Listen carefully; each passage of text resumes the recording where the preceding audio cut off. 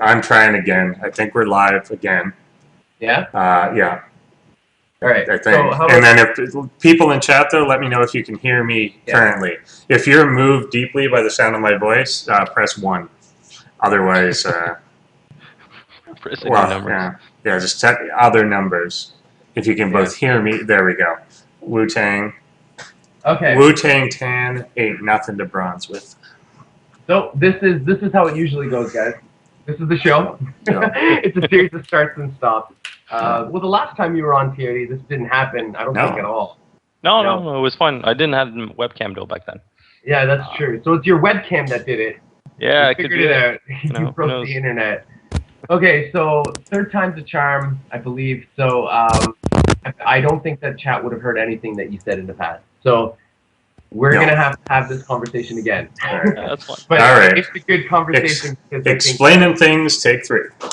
yeah, I think it's a good conversation because it really shows the passion you guys have for esports and finding that player, that person, and giving everyone a chance. So once again, Thierry, please indulge us.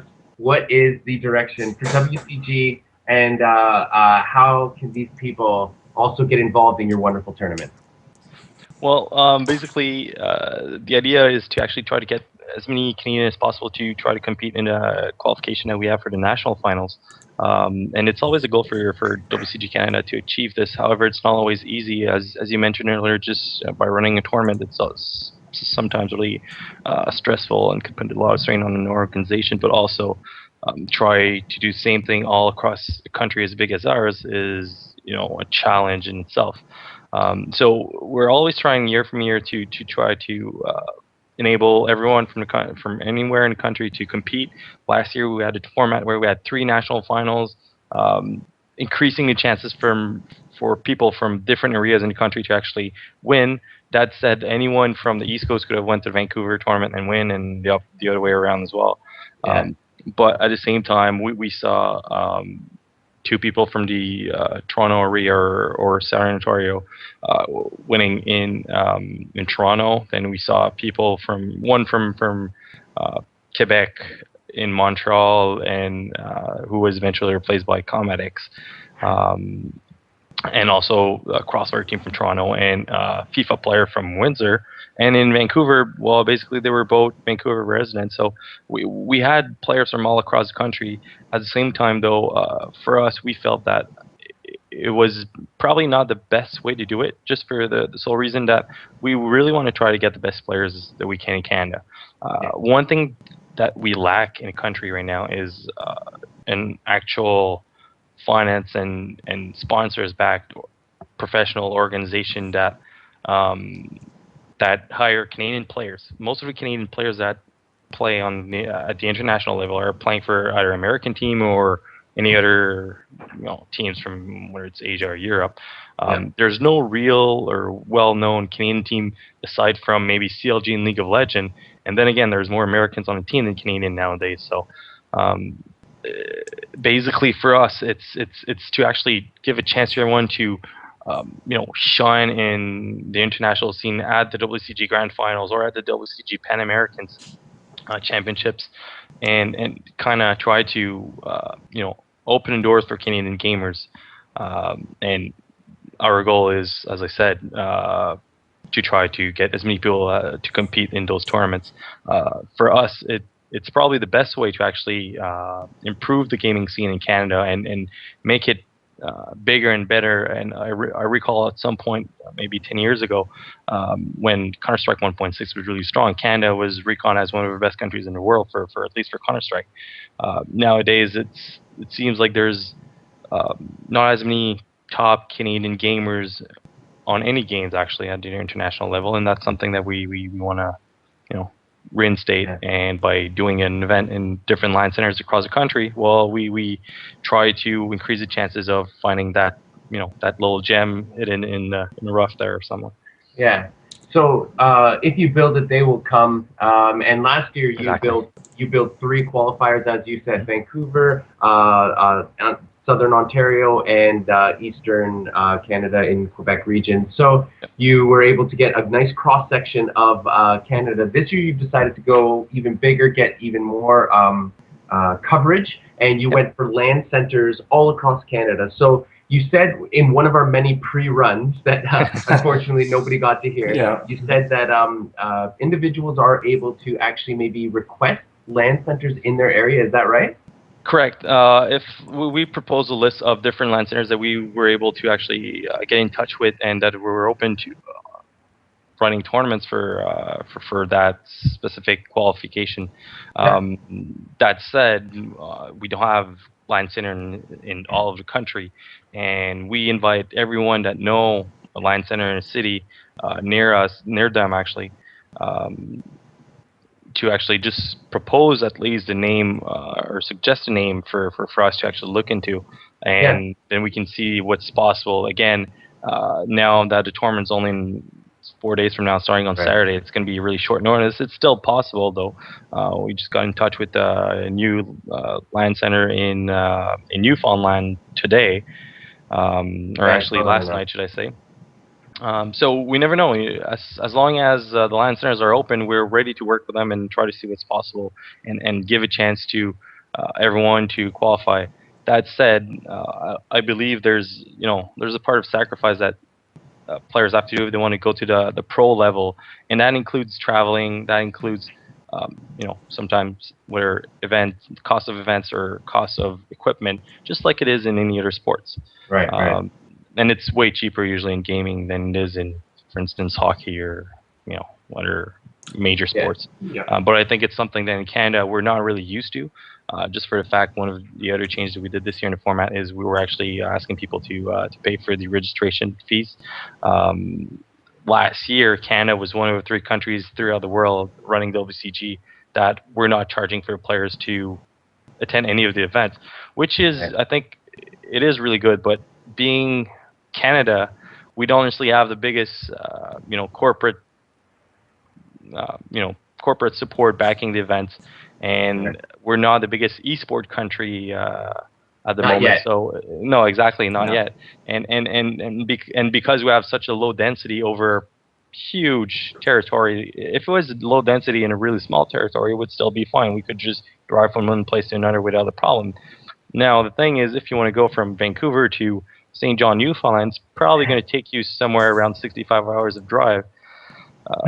It's something that is unseen for most of the other countries in the world, and even then, they actually have to kind of step it up and ask people to pay usually. So we're trying a new formula. We're trying to do the LAN centers qualification, the online qualification, and eventually the national finals for the different players. And hopefully we can increase the amount of players we're going to send to the grand finals. We actually have 13 players confirmed as of now to go to China.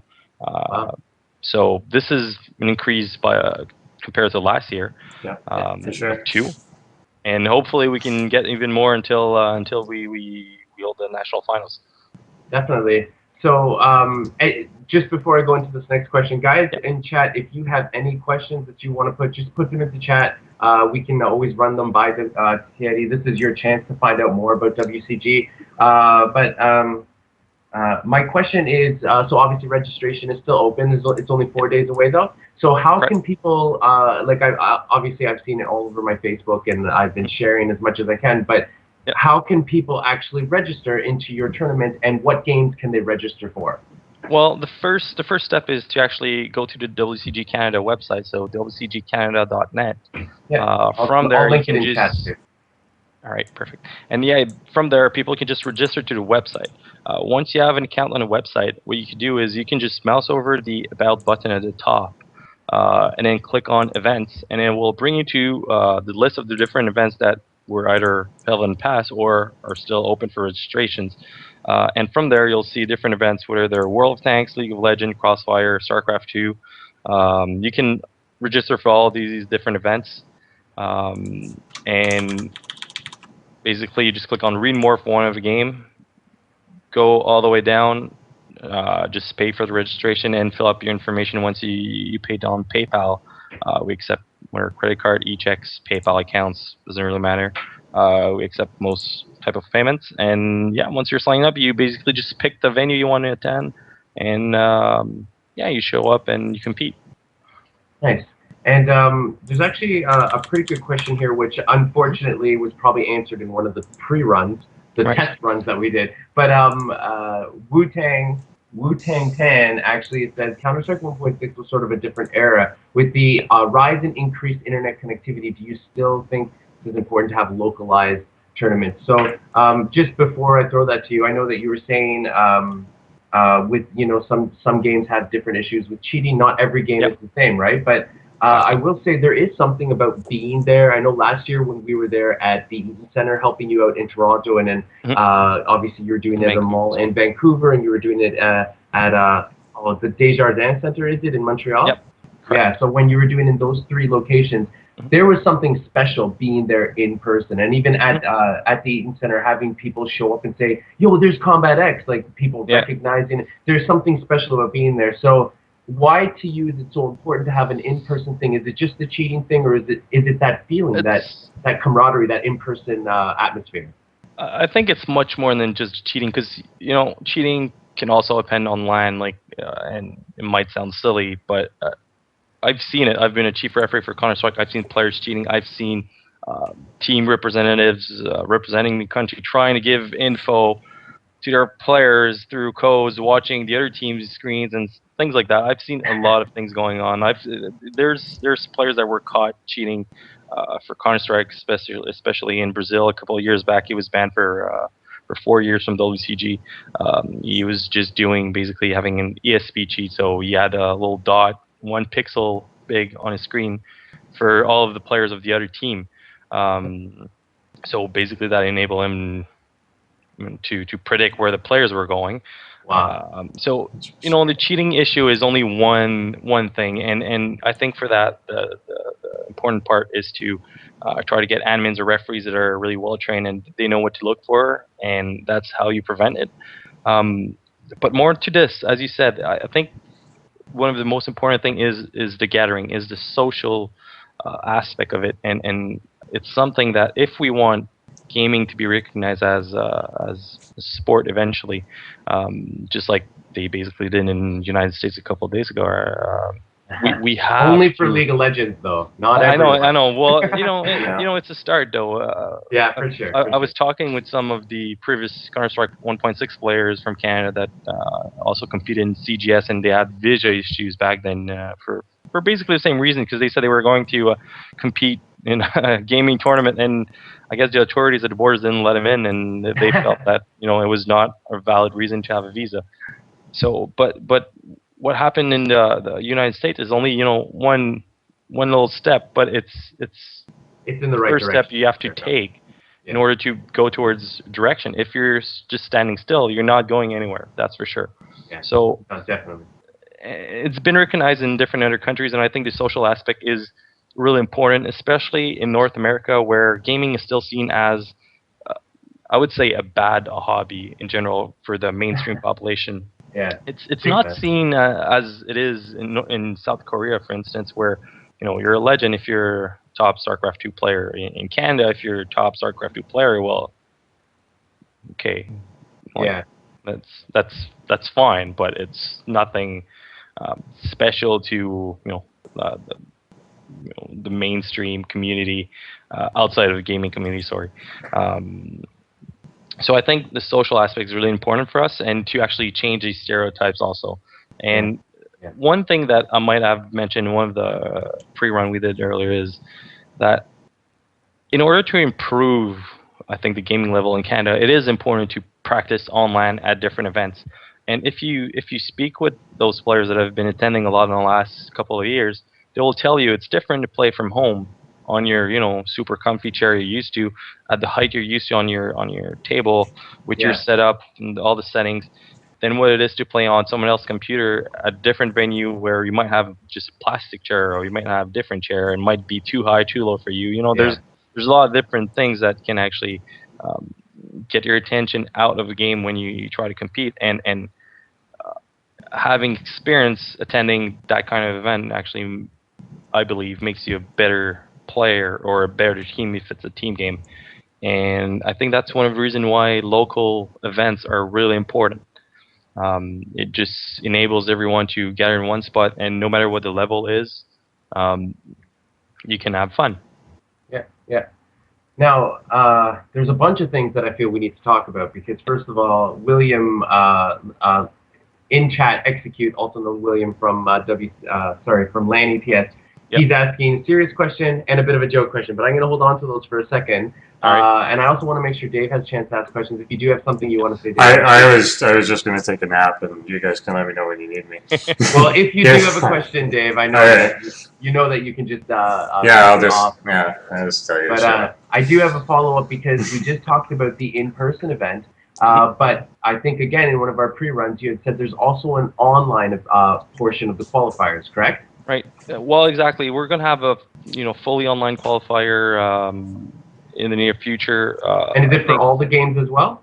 Yeah, for all the games. And the reason for this is there is some challenges in doing LAN center or any LAN events, whether it's for team games, for instance, try to get all players in one LAN center might be hard. So we're allowing them to actually compete in different LAN centers, but it's not the same thing as it's a little bit harder to communicate with the rest of the team as what it is when you're playing on the LAN, like an actual LAN party or tournament. Also, as I mentioned, there's always areas of the country that might not have a LAN center open. We've been struggling basically just to find a LAN center open or ready to do the event in Montreal, which is the second biggest city in the country, right? And which is one of the major gaming hub. Why is that? I don't know. Maybe the players are not going to LAN centers anymore in Montreal. They might just be playing at home. There are all sorts of different explanations that could happen. Or could be given, but I think having both online and LAN is important, as it addresses basically a need for different people. Yeah, and I mean, I think you guys are covering all your bases. You're giving the people the ability to be in person. You're giving them the ability to go online. If you guys are interested in trying out for WCG this year and win your chance to punch your ticket and compete on the international stage, make sure you do go to their website. We did link it earlier, WCGCanada.net, and find out if your game is supported. If you play Gunbound or something, maybe it's not in there. Last time you were on our show, you actually talked about the process of choosing a game, and that it's not really, you can't just one day say, you know what, I'm really into this game, I just want to run a tournament for that. You were really at the, not the mercy, that's the wrong word, but you basically have to go by the direction of the international office. Is that right? Correct. Well, we have some flexibility, but the thing that people don't realize is that running international tournament is, I've been involved with it, and I've seen only a small part of it in a large scale, but it's it's something that you can't even imagine how complex it is. You actually have to get licensed, and technically, most of the tournaments in Canada are probably illegal in this. I'm not sure if anyone's doing it beside us, but technically, you're supposed to have a license to run a tournament from the publisher of the game you want to host that tournament. Right. Yeah. So for instance, League of Legends for us, as of now, we're not sending a League of Legends squad to the grand final for just for financial reason mostly, but just to have a license from Riot Games in order to do that tournament is not a simple thing to do. Right. You have to go through negotiations, and then obviously there's fees involved, and you have to make sure you can actually, please break it even. Otherwise, you're going to run yourself out of either business, or you're just not going to be able to be consistent over the years. And I think that would really hurt the gaming community as a whole if different organizations disappeared all of a sudden. And we've seen a lot of them disappear in the past. It's the fact that all the previous international tournament that used to be there when WCG started. So I'm thinking about CPL or even ESWC nowadays. They've either disappeared, came back, redisappeared. They've struggled, or they even ESWC I think was sold 3 times already, and missed a couple of years of activities because of that. So it's really complex to actually select the game. So we do have a little bit of flexibility. But for instance, and I assume the question probably refers to a game and I would say probably Counter-Strike Global Offensive or Dota 2. And there's one common point for those two games, and they're made by the same developer, which, if you want to use one of the games, they might actually force you, knowing that you're a big tournament, they might actually force you to use both. And if you want to have the competitor of that game, they might not be willing to give you a license if, League of Legends, Dota, they might not agree to be at the same tournament. Right. And this same thing happens for shooters. This obviously isn't specific for, let's say, the developer of Counter-Strike. I mean, if you're ever looking at any competitor, this would be a blanket statement. In most cases, you have to be careful. You have to navigate that, right? Exactly. I mean, it's business in a way, and it's also a matter of and we see it now that publishers are running their own tournament with LCS or WCS or all the different publishers tournaments. They try to get away from the competition, right? There's no reason for them to actually try to promote an event that promotes their competitors. Like they want to attract the focus on them and not on anyone else. And because of this, sometimes we're restricting on games that we're actually allowed to pick for national finals, and obviously we have little control over the grand final selection. The only thing I can say for grand final is basically whenever WCG.com releases their polls for the upcoming year games, usually it's at the end of the fall. Just go on the website, vote, get your friends to vote, get everyone you know to vote, and if a game has a lot of attention, it might actually kind of raise a flag and say, oh, maybe we should have this game in the tournament next year. Yeah, 100%. It's all about what the fans want, right? Yep. So you did touch on the LCS and then now the WCS. So I guess we can touch on this pretty generally. They're in a way they're a little bit old news, so I don't want to keep beating a dead horse because a lot of shows have already talked about it. But how do you feel that the way that they've centralized control into, let's say, Riot headquarters and Blizzard headquarters, how do you think how has that affected you as a tournament holder that isn't necessarily Riot or Blizzard? I think, from my perspective, I'm really lucky working with WCG. We're one of the only tournament that are outside of whether LCS or WCS to actually have both League of Legends and StarCraft. Right. So I can't think of any other tournament that actually has the two and that are not part of one of their, inner championship. Exactly. So for this, I think we're really lucky. However, and that's personal opinion here, but I think it might hurt the community at some point because what Riot is doing for League of Legends is great. Like no one can really complain. Doing well. Like they're doing well for themselves. Right. They're doing well for their fan. They're doing pretty much everything that's possible for gaming, and I think it's really good. But at the same time, I'm afraid that if Riot put too much in a really small time frame, basically they're gonna run out of resources, or they might not be able to be persistent on the long run, right? If they just put next year, let's say they have 100 million cash prize, and then they run out of business the following year, or the game changes, or another game gets more popular, what's going to happen?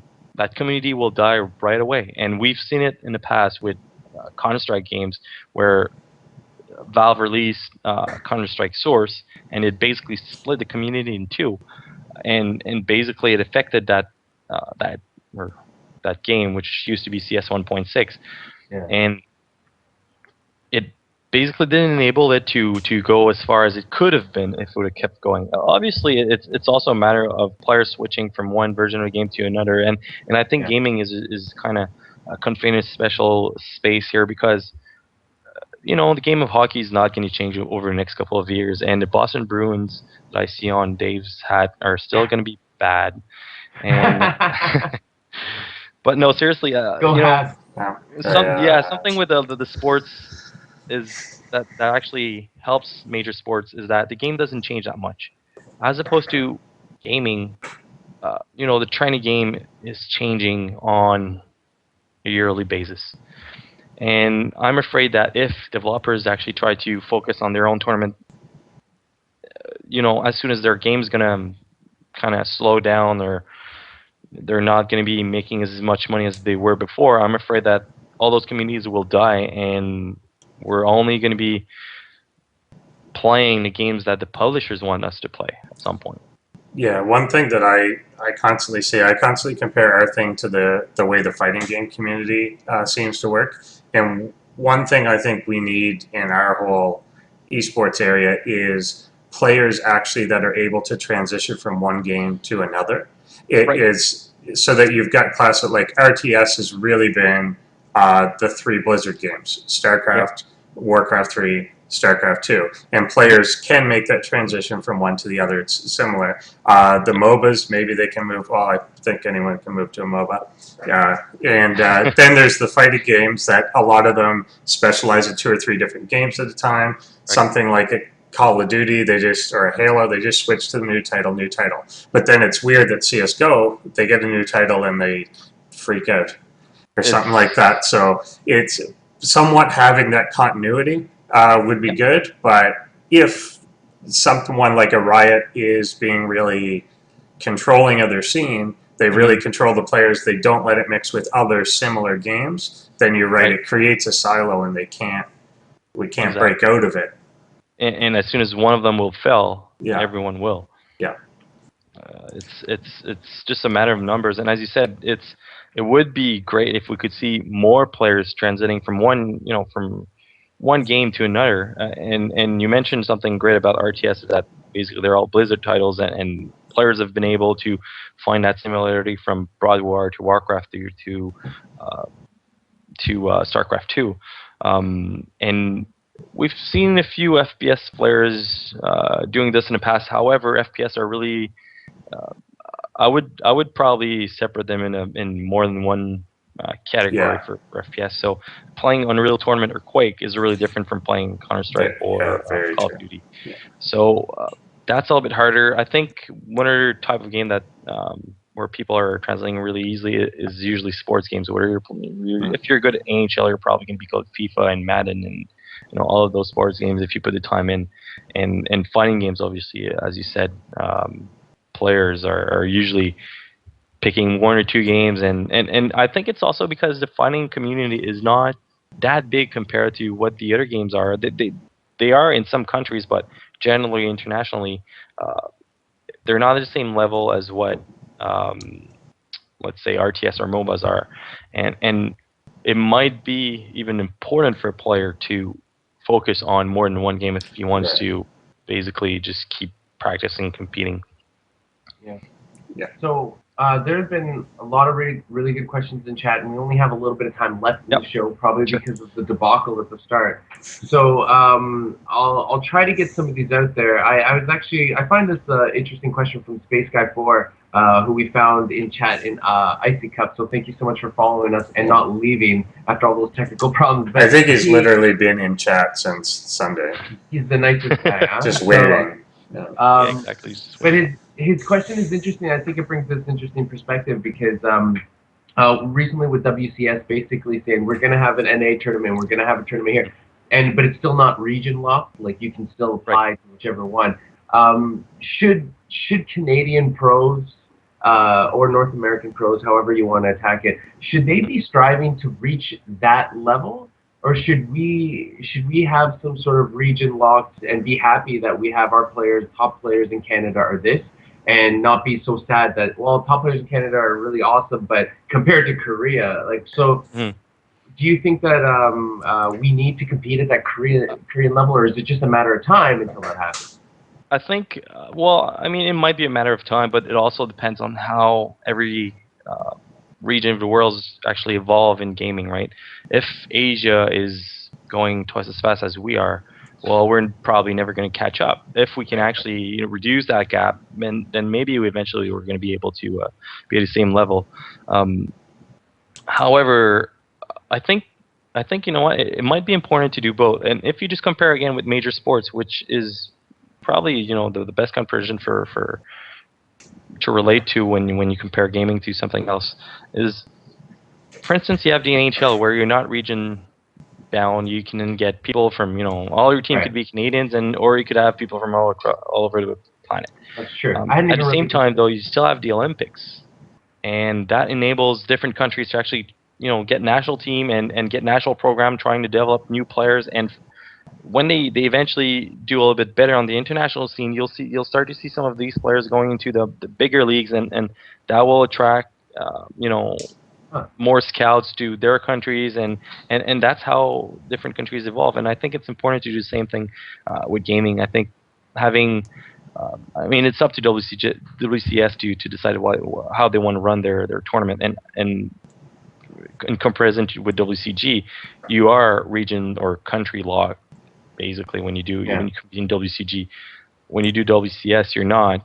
I think maybe one good formula would be to have a mix of both. So guaranteeing a certain amount of spots for, let's say, you have WCS NA, you have the spots open for the rest of the world. Have the spots have to be from people from across the different countries in North America, and they could even, go even further and split. Okay, we have a few spots for USA, a few spots for Canada, a few spots for Mexico, and then get the best players from all those countries in one spot and compete against the other top international. And whenever it's going to be in Asia, well, they're all going to be Koreans. It doesn't matter. It's going to be fine. But for North American tournament or European tournament, I think it would be important to have local flavor if you want. Yeah, that's actually a really good point. I hadn't really considered the idea that I haven't really thought actually that the NHL is not region bound. Sure, you have teams that are specific to city, but you can have anyone from anywhere. Yeah, exactly. And then at the same time, the Olympics is different from that in that you're country bound to play on that team or to perform a sport for that country. But yeah, having both of those working in concert actually just makes the whole scene better. So I think it's actually it's really good then that WCG does exactly what they do. WCS maybe complements that on the other side, and then together they make something bigger. So exactly. Yeah, and I think they figured it out. Yeah, I think the NHL example too also points to where the culture really plays a part of it, even more than what's taken place in the country in terms of the competition. Anyone from any country can desire to grow up and be in the NHL because you can grow up, play hockey there, and then move over to the NHL. You can you get a lot of kids that are good at 15 and they come play junior over here and stuff like that. But it's more that it's so entrenched in like Canadian or Russian or Swedish culture that you play hockey, that you start playing hockey at 3. How many people do we know that started playing StarCraft 2 at 4? Well, they did They did in Korea because they ate bubble gum with boxers' face on it. Like, so it's a matter. There's certain things that by the time you're picking it up, you're not a little kid anymore. And there's stuff that, there's a benefit to handing Tiger Woods a club when he's 3.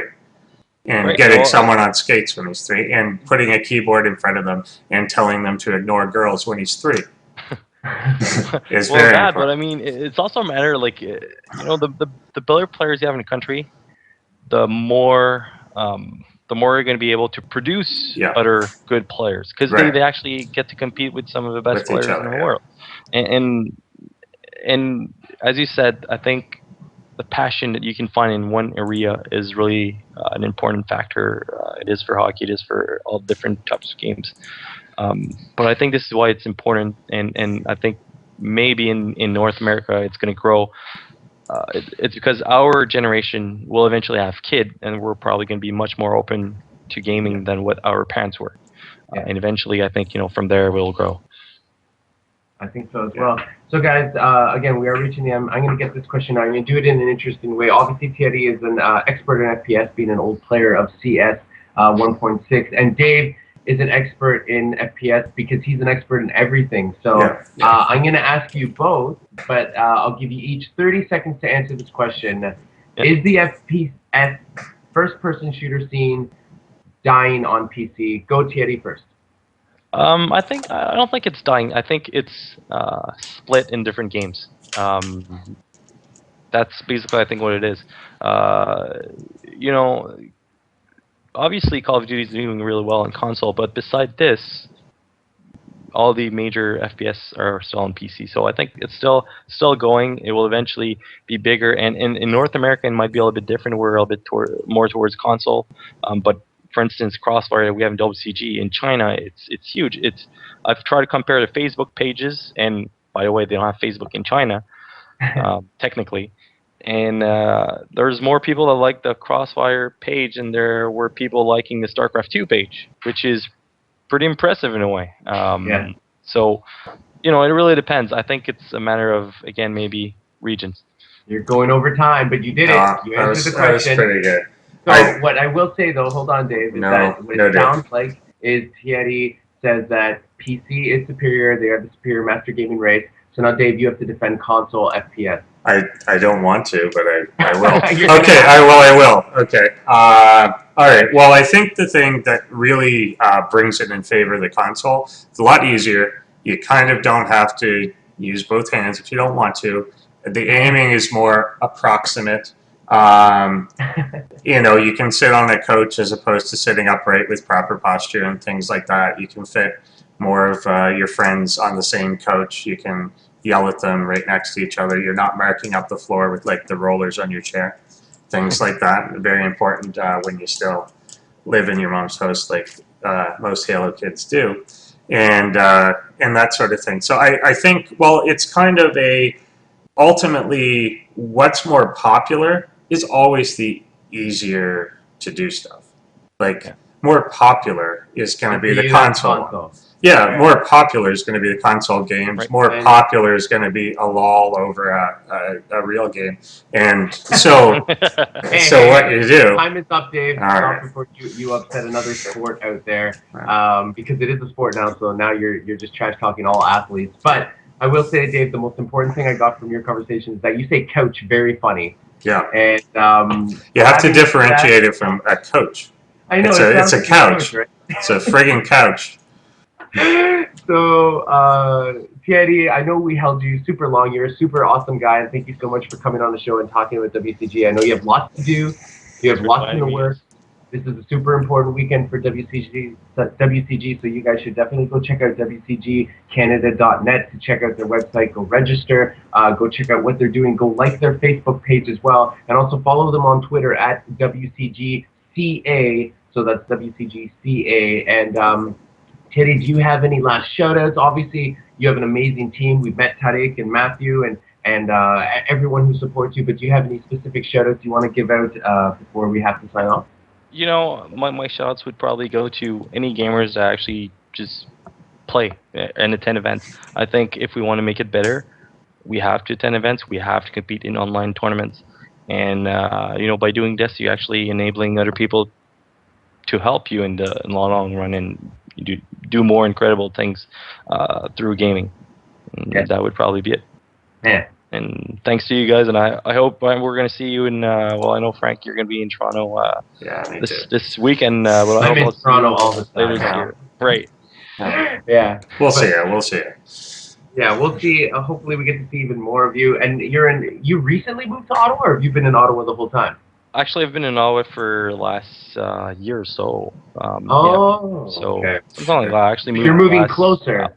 You're inching. You're inching your way towards the center of the country. Next year is Kingston, and you're going to be in Pickering, and eventually, we'll see. We'll see what life brings to the table. But at the same time, I think being in different places. I've been traveling a lot, and I've spent a few years in Whistler, BC. I've been living in Quebec City. I've been living in Gatineau. I'm living in Ottawa. So I just like changes, I guess. Wow. So you have every reason to hate the Toronto Maple Leafs. You could have been a Vancouver fan. You could have been a Senators fan. You could have been a Habs fan. You have every single reason to hate the Toronto Maple Leafs. So I don't know how we get along, but. But actually, I'm a Habs fan too. And what's the worst part is I cheer for Pittsburgh. So see, that I can get on board with. I'm from Cole Harbour, Nova Scotia, so I vaguely knew Crosby when he was a kid. Yeah, and he lived like 4 blocks away from me. So I can't call myself. I'm a Pittsburgh fan if they're not playing the Bruins. But even when they're playing the Bruins, I hope it's like 7-6. The Bruins win, and Crosby scored the 6. Who cares about Rask and Fleury, right? Yeah, fuck them. even though I'm a goalie. So am I. Yeah, nice. Yeah. I was a goalie too, guys. We should go play hockey and we'll all play net. Yeah. Yeah, Then we would need 3 teams though. That's fine. We're free. Make it up. FFA. Yeah, exactly. So thank you again, once again, Thierry. Hopefully, we see more of you in the future and we get to have more of these awesome chats. I love your passion for esports. I love what you do. Keep doing what you're doing. And everyone in chat who joined, thank you as well. And thanks for the awesome questions, guys. This was a really good set of questions. I felt comfortable asking all of these. There was no troll questions, so I love you guys. Dave, do you have any final words or anything you want to say? I feel like we're supposed to be plugging stuff, but I don't know what we need. I just want to say that I think I like the format for this. That it's a local, non-local qualifier, Right. which is actually kind of neat because it's people getting together in their own area to participate in something that's nationwide, and that's actually like a really cool. It's almost like a barcraft you're competing in when you think about it, right? And eventually it might look like something like that. Like that would be really good. Have a couple of computers at Barcraft and it will work. Yeah. We just got to get good internet in Canada, and we will make it happen. Yeah. Don't tell me about that. Yeah, it'll be fine. Go on for hours about this. And if you find out where to go in Montreal, Desiree was asking me like yesterday where he's supposed to go and when. So, so if you know, I didn't know what to tell him then, but if you know, let him know. Right? What? Schizo is in Quebec City, right? I think so. Yeah. Yeah. Well, he would know. He would know. No, definitely is in Quebec City. Awesome. So, having said that, guys, we were gonna have Massa and Henry on, but then by the time Henry got back, he said his dad stole his headset. We'll see if we can get them on next week. Give those guys time to rest after the IC Cup. And then, so coming up next, I'll throw some shoutouts because now I just remembered. So next weekend, obviously, you have WCG, so make sure you watch that. Make sure you favorite their Twitch player. Watch all that stuff and do all that stuff.